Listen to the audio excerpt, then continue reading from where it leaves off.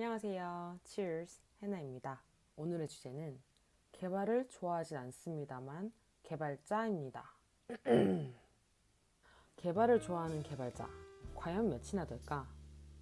주변에만 봐도 개발이 좋아서 한다는 개발자는 가뭄에 콩나듯 찾아보기가 어렵다. 나는 컴퓨터 공학 전공자이기는 하지만 개발이 지지리도 싫었다. 그래도 어쩌겠나. 평범한 대한민국 청년으로서 취업을 해야 하고 먹고 살아야 했기에 개발 공부를 하고 개발 분야로 취업 준비를 했다. 운이 조금은 따라주었는지 취업 난 시기에 비교적 빠른 취기에 취뽀를 하게 되었으나 인생이란 얄궂은 놈은 절대 나의 계획대로 흘러가는 것이 아니었다.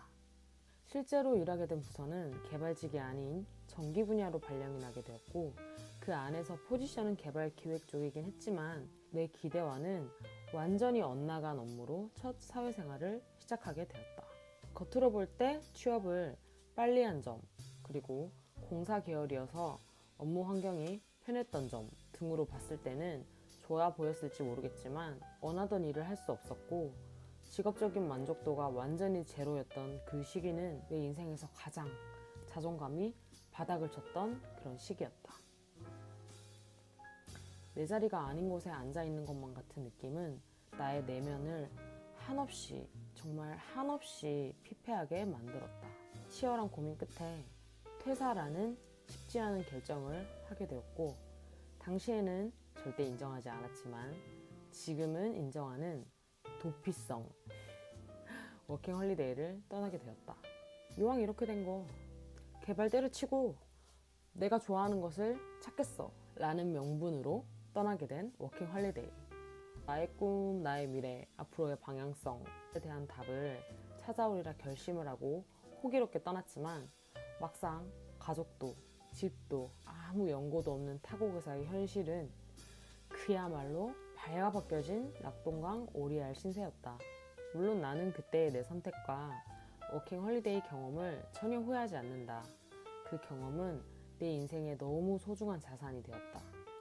그러나 생존에 아등바등 해야만 했던 시간 속에서 미래와 꿈을 향한 진지한 고찰 따위를 고민할 겨를은 주어지지 않았고 그런 것들을 다 상쇄시킬 만큼 좋아하는 일이라는 건 내게는 찾아오지 않을 모양이었다. 그렇게 먹고 사니 즘 영어 공부, 아르바이트에 치여 살아가던 와중에 공교롭게도 아일랜드가 유럽에서 IT의 성지라는 사실을 알게 된다.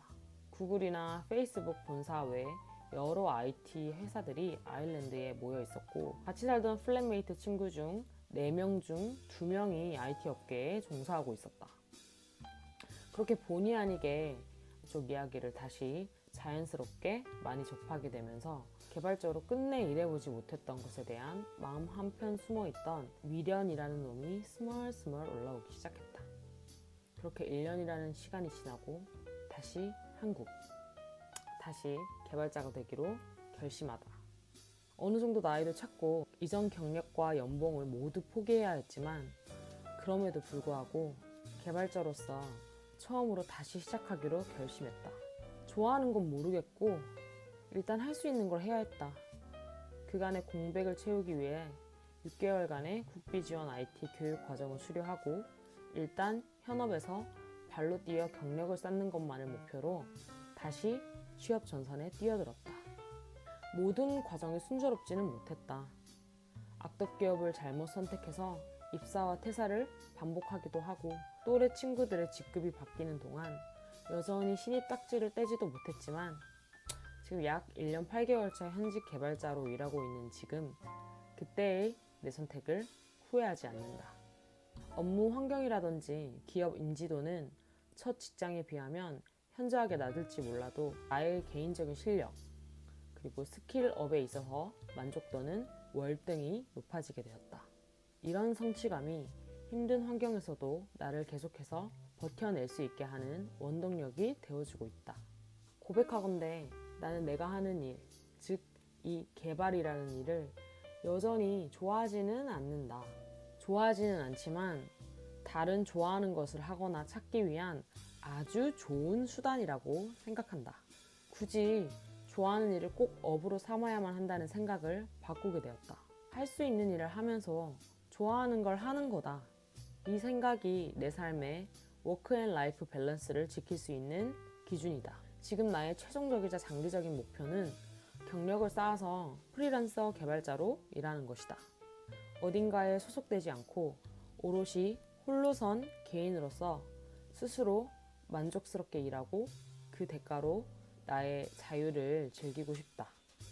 바야흐로 디지털 시대이다. 디지털이 일상이 된 시대에서 다양한 분야에 종사하고 계시는 분들이 실제로 IT 분야로 많이들 전향하는 추세이다.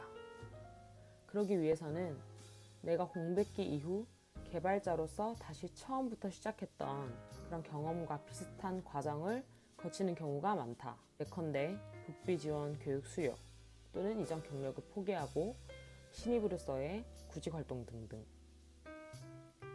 실제 나의 직장에서만 봐도 그런 케이스의 분들이 위아래로 꽤 많이 계시고 당사자들과 해당 주제로 대화도 많이 나누곤 한다. 현직자이기도 하고 전공자였기에 주변에는 개발 종사자들이 꽤 많은 편인데 실제로 개발자의 종류와 범위는 매우 광범위하다. 개발 언어만 해도 수십 가지가 넘어가고 같은 언어 안에서도 프론트엔드, 백엔드 파트로 나눠지며 그 안에서도 웹 개발자, 서버 개발자, 모바일 개발자 등 분야를 어떻게 나누느냐에 따라서 그 가지가 무한하게 뻗어나갈 수 있는 분야가 개발 분야이다. 이 업계는 다른 분야에 비해서 진입 장벽이 비교적 높은 편인데 그 중에서도 그나마 가장 장벽이 낮은 분야가 자바 웹 개발 분야라고 생각한다. 내가 종사하고 있는 분야이며 나 같은 생계형 코더가 90% 이상 존재하는 분야이기도 하다. 현직 생계형 개발자로서 직접 경험하고 바로 옆에서 일어나는 생생한 이야기들을 이쪽 길로 진입하고자 하는 분들께 들려드리고자 한다.